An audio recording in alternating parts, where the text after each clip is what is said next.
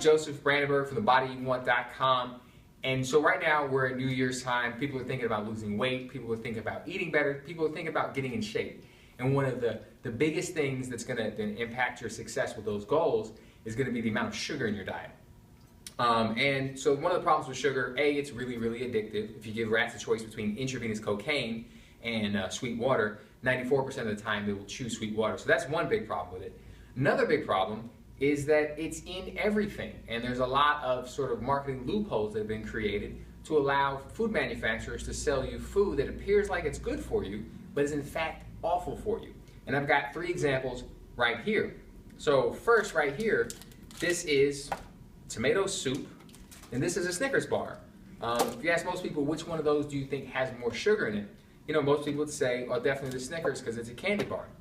But the truth is that in fact, per serving, they have the same amount of sugar, and this not so big container of tomato soup is actually 2 servings. So this container of tomato soup, 2 Snickers bars. That's how much sugar's in there, and there's actually more calories in that tomato soup.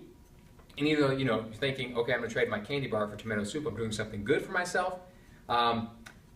It's one of those choices that really will not help you with your results.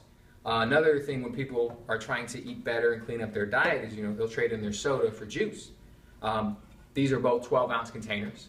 So which one of these do you think has more sugar? If you ask most people, they're going to say it's this Coke.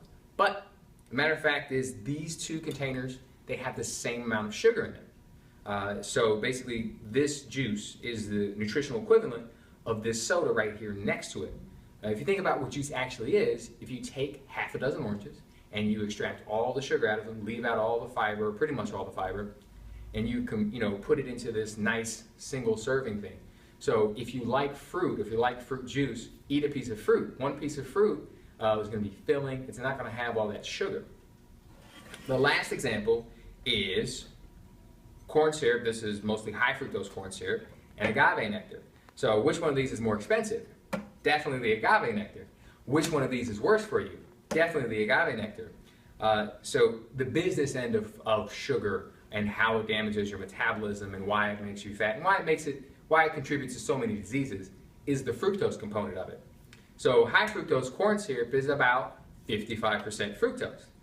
Agave nectar, on the other hand, is about 75% fructose or more. So this is actually the worst sweetener that you can consume. It's very expensive because it's organic.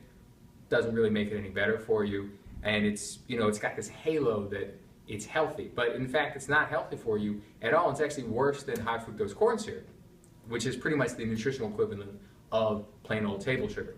So that's 3 places that you're going to find hidden sugar as you're trying to clean up your diet in the new year. Good luck with your resolutions.